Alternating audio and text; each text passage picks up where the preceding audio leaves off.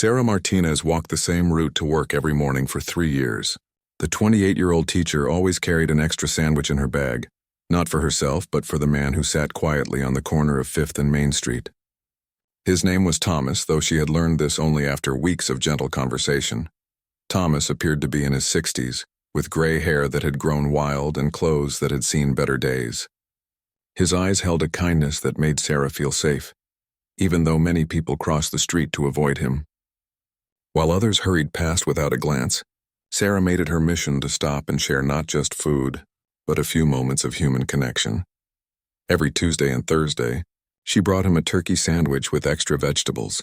On Mondays, Wednesdays, and Fridays it was peanut butter and jelly, because she noticed he smiled a little wider on those days. During winter months, she added a thermos of hot coffee, watching as his cold hands wrapped gratefully around the warm container. Their conversations started small. Thomas would thank her quietly, asking about her day with genuine interest. Sarah learned he had been on the streets for nearly 4 years, though he never explained why. He spoke with surprising intelligence about current events, books, and even offered thoughtful advice when she mentioned challenges at the elementary school where she taught. What struck Sarah most was Thomas's dignity. Despite his circumstances, he never asked for money or complained about his situation. He always said please and thank you, and sometimes he would share stories that made her laugh during her stressful mornings. When she brought him a warm coat during the first winter, he insisted she keep the change from a $20 bill he somehow produced, though she never accepted it. The other homeless individuals in the area seemed to respect Thomas. They often came to him with problems, and Sarah noticed he had a way of calming conflicts with just a few words. Children weren't afraid of him either, which was unusual. When school groups passed by on field trips, Thomas would wave gently, and the children would wave back, much to their teacher's surprise. Sarah's friends thought she was taking unnecessary risks, but something about Thomas felt different. Her mother worried about her daily stops, warning her about the dangers of getting too involved. However, Sarah couldn't shake the feeling that Thomas wasn't exactly who he appeared to be. There was something in his manner of speaking, his vocabulary, and the way he carried himself that suggested a different past. During rainy days, Thomas would disappear completely, and Sarah often wondered where he went. She noticed he was always clean despite living on the streets, and his teeth were in remarkably good condition for someone without regular health care. Sometimes she caught glimpses of what looked like expensive items among his belongings, though he always quickly covered them when others approached. As months turned into years, their friendship deepened. Thomas began asking about her students, remembering names and stories she had shared weeks earlier. He gave her advice about dealing with difficult parents and suggested creative teaching methods that actually worked. Sarah started to suspect that Thomas had more education than he let on. The mystery deepened when Sarah noticed that Thomas seemed to have an unusual understanding of business and finance. When she mentioned her student loan troubles, he explained complex financial concepts in ways that suggested professional experience. He knew about investment strategies and tax laws that seemed far beyond what a homeless person would typically understand. One particularly cold morning, Sarah brought Thomas extra blankets and noticed something that would stick with her for months. As he arranged the blankets, a gold watch slipped from his sleeve. It was clearly expensive, with intricate details that suggested it was worth thousands of dollars. When Thomas saw her looking, he quickly pulled his sleeve down and changed the subject, but the image remained burned in her memory. Despite her growing curiosity, Sarah respected Thomas's privacy. She sensed that whatever his story was, he would share it when he was ready. Little did she know that her patient kindness was about to uncover a truth that would change everything she thought she knew about the quiet man who had become such an important part of her daily routine. The incident with the gold watch haunted Sarah's thoughts for weeks. She found herself paying closer attention to details about Thomas that she had previously overlooked. His hands, while weathered from outdoor living, had the soft look of someone who had once worked in an office rather than manual labor. His fingernails were always clean, which seemed impossible for someone living on the streets. During their daily conversations, Sarah began noticing Thomas's impressive vocabulary. He used words like subsequently and nevertheless naturally, and his grammar was perfect even in casual conversation. When she mentioned struggling with her master's degree coursework in education, Thomas offered insights about research methodology that surprised her professor when she shared them during class. One morning, Sarah arrived to find Thomas reading a discarded newspaper with intense concentration. He wasn't just looking at pictures or scanning headlines like many people might expect from someone in his situation. Instead, he was deep into an article about Federal Reserve policy changes. And when Sarah asked about it, Thomas explained the economic implications with the expertise of a financial analyst. The conversation that followed revealed even more puzzling details. Thomas discussed how the policy changes would affect different sectors of the economy, mentioning specific companies and their likely responses. He spoke about market trends and investment strategies with such confidence that Sarah began to wonder if he had once worked in finance or business. When winter approached again, Sarah insisted on buying Thomas a better coat. She took him to a nearby thrift store, expecting him to choose something warm but inexpensive. Instead, Thomas immediately gravitated toward a wool coat that had clearly once been very expensive. He examined the fabric quality and construction with the eye of someone who knew fine clothing, even commenting on the superior stitching and materials. The store clerk, an elderly woman who had worked there for decades, watched Thomas with growing interest. After they left, she called Sarah back and asked quietly if she knew who Thomas was. The woman seemed to recognize him but couldn't quite place where, saying he looked familiar but much different than when she had last seen him. Sarah's curiosity reached a new level when Thomas helped her solve a problem at school. One of her students was struggling with learning difficulties and traditional teaching methods weren't working. Thomas suggested a specific educational approach that required knowledge of child psychology and specialized training. When Sarah researched his suggestion, she discovered it was a cutting-edge method used only by highly trained educational specialists. The technique worked perfectly, and Sarah's principal was so impressed that she asked where Sarah had learned about such an advanced approach. Sarah couldn't explain without revealing her friendship with Thomas, so she simply said she had read about it online. However, the success made her even more convinced that Thomas had professional experience in education or child development. Strange incidents continued to accumulate. Thomas once corrected her pronunciation of a French phrase, speaking the language fluently when he thought no one else was listening. Another time, he helped a confused tourist with detailed directions to several city landmarks, displaying knowledge of the area that went far beyond what a homeless person might know from wandering the streets.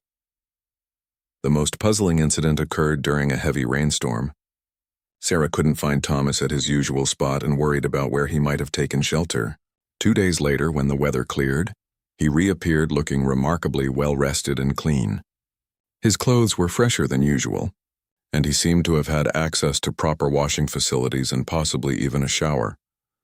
When Sarah gently asked where he had stayed during the storm, Thomas became vague and evasive. He mentioned something about finding shelter but changed the subject quickly. However, Sarah noticed that he seemed familiar with the upscale hotel district when they walked past it together, even pointing out architectural details of buildings in a way that suggested previous familiarity. The mystery deepened when Sarah's mother decided to meet Thomas after months of hearing about him. Her mother was a retired social worker who had dealt with homeless individuals for 30 years.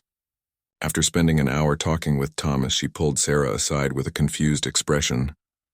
"Something doesn't add up about that man," her mother said quietly. "He doesn't fit any of the typical patterns I've seen. His mental health is excellent. He shows no signs of substance abuse, and he has the social skills of someone who was once very successful. Most people don't end up on the streets without some kind of major trauma or addiction. But Thomas seems different." Sarah's mother also noticed that Thomas had all his teeth, which was unusual for someone who had supposedly been homeless for years. He showed no signs of malnutrition or the health problems typically associated with long-term street living. His skin, while tanned from being outdoors, didn't show the premature aging that usually came from harsh living conditions. These observations only added to Sarah's growing list of questions. Every answer Thomas gave seemed to lead to more mysteries. She began to wonder if helping him had brought her into contact with someone whose story was far more complex than she had ever imagined. The first major clue came on a busy Friday afternoon when Sarah was walking with Thomas toward a nearby park. A black luxury car pulled up to the curb, and an elegantly dressed woman in her 40s stepped out. She looked directly at Thomas with an expression of shock and recognition that was impossible to miss. The woman approached them hesitantly, her expensive heels clicking on the pavement. She wore a designer business suit and carried herself with the confidence of someone accustomed to authority. When she spoke, her voice was filled with emotion that she was clearly trying to control. "Excuse me," she said, looking directly at Thomas. "I'm sorry to bother you, but you look exactly like someone I used to know. Are you by any chance related to the Richardson family?" Thomas's entire demeanor changed instantly. The relaxed, gentle, homeless man that Sarah knew suddenly stood straighter, his shoulders squaring in a way that suggested years of professional bearing. For a moment, he looked like a completely different person, and his response was carefully measured. "I'm sorry, but I think you have me confused with someone else," Thomas replied. But his voice carried a formality that Sarah had never heard before. The woman studied his face for a long moment, clearly not convinced by his denial. She reached into her purse and pulled out a business card. "If you ever need anything, please don't hesitate to call me," she said, pressing the card into his hand. "I represent the Richardson Foundation, and we help people in difficult situations." She looked at Sarah briefly, nodded politely, and returned to her car, but not before giving Thomas one last searching look. After the woman drove away, Thomas was quiet for nearly an hour. Sarah could see that the encounter had shaken him deeply, though he tried to hide it. When she finally asked about it, Thomas simply said that people sometimes thought they recognized him, but it was always a case of mistaken identity. However, Sarah noticed that he kept the business card instead of throwing it away. The second incident occurred a week later at the public library, where Sarah often stopped to use the computers for her graduate school work. Thomas had begun accompanying her, claiming he enjoyed looking at books, though Sarah noticed he seemed to know exactly where to find specific sections and resources. While Sarah worked on her laptop, Thomas disappeared into the business and finance section. She found him an hour later engaged in intense conversation with a man in an expensive suit who appeared to be in his 50s.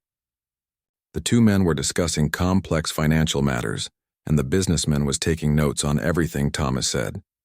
When the man noticed Sarah approaching, he looked confused and slightly embarrassed.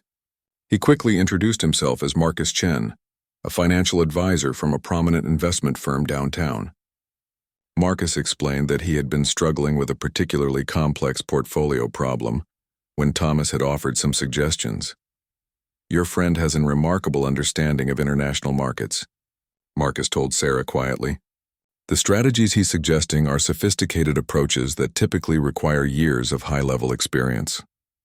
I've been in this business for 20 years, and his insights are genuinely impressive." Thomas looked uncomfortable with the attention and quickly steered the conversation away from finance.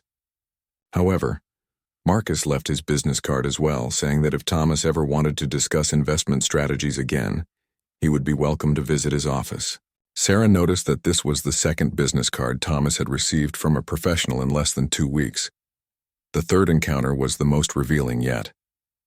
Sarah and Thomas were having lunch in a small cafe when a group of well-dressed people entered for what appeared to be a business meeting. One of the men, a distinguished gentleman with silver hair, suddenly stopped mid-conversation and stared directly at Thomas. Unlike the previous encounters, this man approached their table without hesitation. He was clearly someone accustomed to being in charge, and his confidence filled the small space around them. When he spoke, his voice carried the authority of someone used to making important decisions. "Thomas Richardson," he said firmly, not as a question but as a statement. "It really is you. Do you have any idea how many people have been looking for you?" Thomas's reaction was unlike anything Sarah had seen before. The color drained from his face and his hands began to tremble slightly. For the first time since she had known him, Thomas appeared genuinely frightened. He looked around the cafe as if calculating escape routes. "I'm sorry, but you're mistaken," Thomas said, but his voice lacked conviction. The man continued to study Thomas's face with the intensity of someone solving a puzzle. "Thomas, I'm David Morrison from Morrison, Webster and Associates. We've been handling your legal affairs for 15 years. Your family has been beside themselves with worry since you disappeared. There are important matters that require your attention." The lawyer reached into his briefcase and pulled out a thick folder. "Your father's estate, the foundation, the businesses, everything has been in limbo. We've had private investigators searching for 3 years. Thomas stood up abruptly, his chair scraping against the floor. You have the wrong person, he said firmly, though his voice was shaking. I'm just a homeless man trying to have lunch. David Morrison looked at Sarah with sympathy and confusion. Miss, I don't know what this man has told you about himself, but he's not who he's pretending to be. Thomas Richardson is one of the wealthiest men in the state, and his disappearance has been one of the biggest mysteries in the business community. Before Sarah could respond, Thomas grabbed her hand and practically pulled her from the cafe. They walked in silence for blocks while Sarah's mind raced with questions. Everything she thought she knew about Thomas was crumbling, and she realized that her simple act of kindness had led her into a mystery far more complex than she had ever imagined. After the encounter with David Morrison, Thomas became a different person. The gentle, quiet man Sarah had known for years was replaced by someone who seemed constantly on edge. He avoided their usual meeting spot for 3 days, leaving Sarah worried and confused about what had happened to her friend. When Thomas finally returned, he looked exhausted and defeated. Sarah found him sitting on a bench in the park where they had often shared quiet conversations. His head was in his hands, and for the first time, he looked every bit like the broken person people expected homeless individuals to be. Sarah, he said quietly when she approached, I owe you an explanation, but once I tell you the truth, everything between us will change. You'll never look at me the same way again. Sarah sat beside him, her heart pounding with anticipation and concern. Thomas, whatever it is, you can tell me. You've been nothing but kind to me for 3 years. Nothing could change the friendship we've built. Thomas was quiet for a long time, staring at his hands. When he finally spoke, his voice was barely above a whisper. My real name is Thomas Richardson. I'm the heir to Richardson Industries, one of the largest manufacturing companies in the region.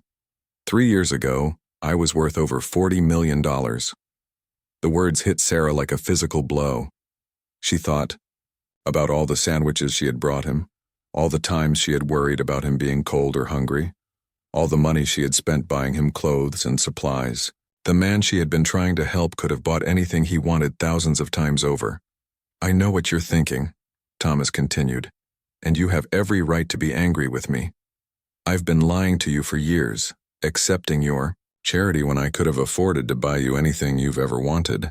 Sarah's mind raced with questions, but the first one that came out was practical. Why? Why would someone with that much money choose to live on the streets? Thomas's explanation unfolded slowly, revealing a story more tragic and complex than Sarah could have imagined. He had inherited his father's business empire at the age of 32, along with enormous pressure and expectations. For 15 years, he had lived the life that everyone expected of him, making business decisions that affected thousands of employees and their families. The breaking point had come 3 years earlier during a major business crisis. Thomas had been forced to choose between saving the company and protecting the jobs of over 2,000 workers. The decision that would save Richardson Industries required massive layoffs and the closure of several manufacturing plants in small towns where his company was often the primary employer. I spent months trying to find another solution, Thomas explained, his voice heavy with emotion. I consulted with the best business minds in the country, but the numbers didn't lie. If I didn't make those cuts, the entire company would collapse, and everyone would lose their jobs anyway. Thomas had made the business decision that saved Richardson Industries, but the guilt of destroying so many lives had overwhelmed him.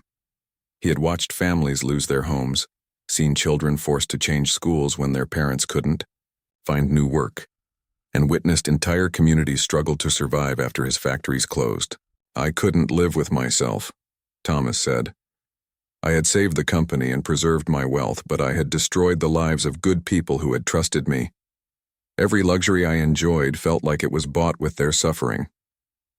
The final straw had come when Thomas received a letter from the widow of a former employee who had died of a heart attack shortly after being laid off.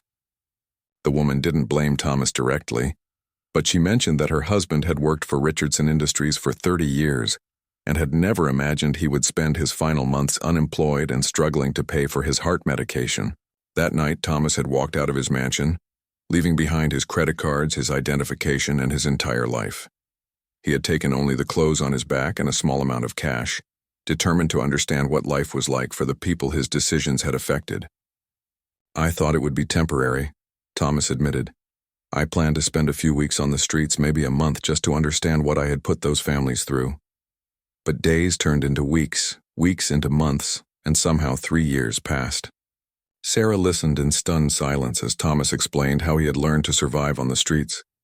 He had discovered a strength and resilience he never knew he possessed, and for the first time in his life, he had experienced genuine human connections that weren't based on his wealth or social status. "When you first gave me that sandwich," Thomas said, looking directly at Sarah, "it wasn't about the food. It was the first time in years that someone had seen me as a human being worth caring about, not because of what I could do for them, but simply because I existed." The revelation explained so many things that had puzzled Sarah over the years: Thomas's education, his knowledge of business and finance, his refined manners, and even his disappearances during bad weather when he likely stayed in hotels under assumed names. "The gold watch you saw," Thomas continued, "is the only valuable item I kept. It belonged to my grandfather, and I couldn't bear to leave it behind. Sometimes I take it out and remember the man I used to be." Sarah struggled to process everything Thomas had told her. The person she had considered a friend in need was actually one of the wealthiest individuals in the state. Every kindness she had shown him, every sacrifice she had made to help him, had been based on a fundamental misunderstanding of who he was. But as she looked at Thomas sitting beside her, broken and vulnerable despite his incredible wealth, Sarah began to understand that money hadn't solved his deepest problems. In many ways, the homeless man she had befriended was more real than the wealthy businessman he had been before. Sarah's initial reaction was a mixture of shock, betrayal, and confusion. For several minutes she couldn't speak as she processed the magnitude of what Thomas had revealed. The man she had worried about during cold nights, the person she had spent her limited teacher's salary helping, was wealthier than she could ever dream of being. "I understand if you never want to see me again," Thomas said quietly, misinterpreting her silence. "I've deceived you for 3 years. You have every right to hate me." But as Sarah looked at Thomas, she saw something that surprised her. Despite learning about his enormous wealth, he looked more vulnerable and broken than she had ever seen him. The money that should have made his life easier had instead become the source of his deepest pain and guilt. "I'm not angry," Sarah said slowly, surprising herself with the truth of those words. "I'm confused and shocked, but not angry. The man I've been bringing sandwiches to for 3 years is the same person sitting beside me right now. Your bank account doesn't change the fact that you've been kind, thoughtful, and genuine in every interaction we've had." Thomas looked at her with amazement, as if he had expected her to walk away immediately.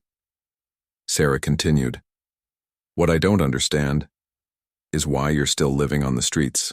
If you feel guilty about the business decisions you made, why not use your wealth to help the people who were affected?" This question seemed to unlock something in Thomas that had been building for months. He explained that he had been paralyzed by the magnitude of the problem he had created. How could he approach families he had hurt and offer help without seeming condescending or manipulative? How could he use the money that came from their suffering to try to ease their pain? "I've thought about it every day for 3 years, Thomas said, "but I was so ashamed that I couldn't face them. Living on the streets felt like the punishment I deserved." Sarah, drawing on her experience as a teacher who often helped children work through difficult problems, began asking Thomas practical questions. How many families had been affected by the layoffs? What kind of help would be most meaningful? What resources did his company have that could be redirected toward helping former employees? As they talked through the afternoon, Thomas began to see possibilities he had been too consumed by guilt to consider before. Sarah helped him realize that his self-imposed exile on the streets wasn't helping anyone, least of all the families who were still struggling with the consequences of his business decisions. The conversation marked a turning point for Thomas. For the first time in 3 years, he began to consider returning to his previous life, but with a completely different purpose. Sarah's perspective, shaped by her experience helping children and families in difficult situations, offered him a pathway forward that his years of self-punishment hadn't provided. Over the following weeks, Thomas began taking small steps back toward his former life. He contacted David Morrison, the lawyer who had found him in the cafe, and began the complex process of resuming control of his business affairs. However, instead of returning to the mansion and lifestyle he had abandoned, Thomas chose to live simply while developing plans to help the families affected by his previous decisions. Sarah found herself in the unique position of helping one of the wealthiest men in the state navigate a return to society. Thomas asked for her advice on everything from how to approach former employees to what kinds of assistance would be most helpful for struggling families. Her background in education and her natural empathy provided insights that his business advisors couldn't offer. The first major project they developed together was a comprehensive support program for families affected by the Richardson Industries layoffs. Rather than simply offering money, which Thomas worried might seem patronizing, they created opportunities for job retraining, educational scholarships for workers' children, and small business loans for those who wanted to start their own enterprises. Sarah was amazed to discover that her years of friendship with Thomas had prepared her for this new role in ways she never could have expected. Her understanding of his character, combined with her professional experience helping families in crisis, made her uniquely qualified to help him design programs that would truly make a difference. Thomas insisted on compensating Sarah for her time and expertise, but she initially refused, feeling uncomfortable taking money from someone she had considered a charity case for so long. However, Thomas helped her understand that their relationship had evolved into something entirely new, and that her contributions deserved recognition. The transformation in Thomas was remarkable. The broken, guilt-ridden man who had lived on the streets began to rediscover his confidence and sense of purpose. However, he was no longer the same person who had made those difficult business decisions 3 years earlier. His time on the streets had given him a perspective on poverty, struggle, and human dignity that no amount of wealth could have purchased. Sarah watched with pride as Thomas reconnected with his family and slowly rebuilt relationships that had been damaged by his sudden disappearance. His mother, who had spent 3 years wondering if her son was alive, was overwhelmed with relief and joy when he finally came home. The business community was fascinated by Thomas's return and the dramatic changes in his priorities. Instead of focusing solely on profits and expansion, Richardson Industries began implementing employee support programs that became models for other companies to follow. But perhaps the most significant change was in Thomas himself. The man who had once been paralyzed by guilt had found a way to transform his suffering into meaningful action that helped others. 6 months after Thomas revealed his true identity, Sarah stood in the conference room of Richardson Industries, presenting their latest community outreach proposal to the board of directors. The transformation in both their lives had been extraordinary, but nothing could have prepared her for how dramatically her simple act of daily kindness would reshape everything. Thomas, now clean-shaven and wearing a well-tailored suit, watched with pride as Sarah explained their comprehensive plan to establish community centers in the towns where Richardson Industries had previously closed factories. These centers would provide job training, childcare, and educational resources, but they would be designed and managed by community members rather than imposed from outside. The board members, initially skeptical about taking business advice from an elementary school teacher, had quickly learned to respect Sarah's insights. Her understanding of how families actually functioned, combined with Thomas's business acumen and resources, had created programs that were both effective and dignified. The key principle, Sarah explained to the board, is that we're not trying to solve problems for people. We're providing resources that allow them to solve problems for themselves. Thomas learned this during his time on the streets. What people need most is respect and opportunity, not charity that makes them feel helpless. The first community center had opened 2 months earlier in Millfield, a small town that had been devastated when Richardson Industries closed its textile plant. Instead of the resistance they had feared, the project had been embraced by local residents who appreciated being involved in planning and management, rather than simply being recipients of corporate assistance. Mary Jenkins, whose husband had lost his job in the Millfield closure, now managed the center's job training programs. Mr. Richardson could have just written checks, she told a local newspaper reporter, but instead he listened to what we actually needed, and then provided the tools for us to build it ourselves. Thomas's approach to returning to his business had been equally thoughtful.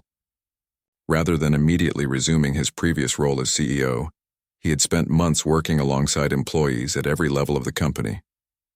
He had worked production shifts, spent time with cleaning crews, and sat in on lunch conversations with workers who had no idea who he was.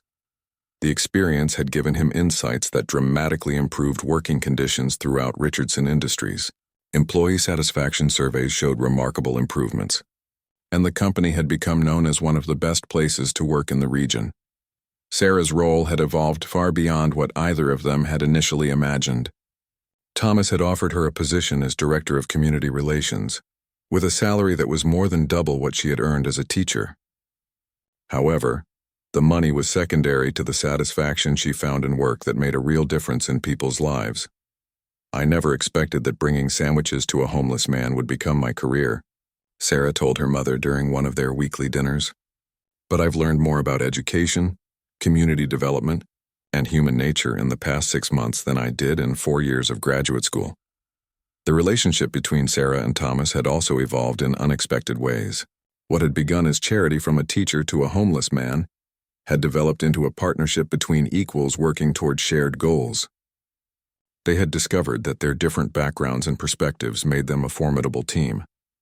Thomas often said that Sarah had saved his life, but she understood that their relationship had been transformative for both of them.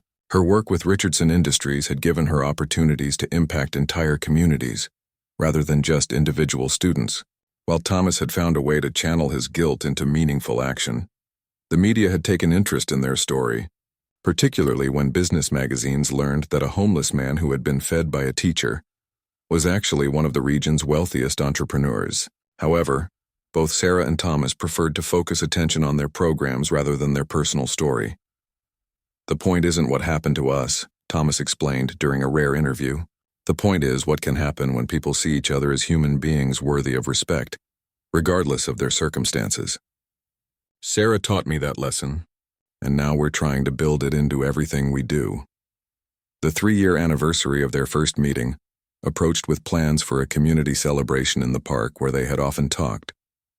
Former Richardson Industries employees who had found new careers through their programs would be there, along with children who had received educational scholarships and families who had started successful businesses with microloans from the Richardson Foundation. As Sarah prepared for the celebration, she reflected on how a simple decision to share her lunch had led to changes she never could have imagined. Thomas often said that her kindness had given him hope during his darkest period, but Sarah knew that their friendship had taught her just as much about resilience, forgiveness, and the power of human connection. The boy from her 3rd grade class who had inspired her to pack extra sandwiches would be graduating from high school that spring with a scholarship to study engineering, funded by the same foundation that had grown from her daily acts of kindness toward a man she thought was homeless. On the morning of the celebration, Sarah walked past the corner of 5th and Main Street where she had first met Thomas. A small plaque now marked the spot, not to commemorate their story, but to recognize the community garden that had been built there, providing fresh vegetables for anyone who needed them. The garden had been Thomas's idea, but Sarah had designed it to be maintained by local volunteers who took pride in contributing to something beautiful and useful. It perfectly represented what they had learned together, that the most meaningful help comes from understanding what people actually need and then empowering them to create solutions for themselves. As Sarah stood, looking at the thriving garden where she had once worried about a homeless man staying warm, she smiled at the recognition that sometimes the greatest transformations begin with the smallest acts of kindness, shared between strangers who were willing to see each other as fully human.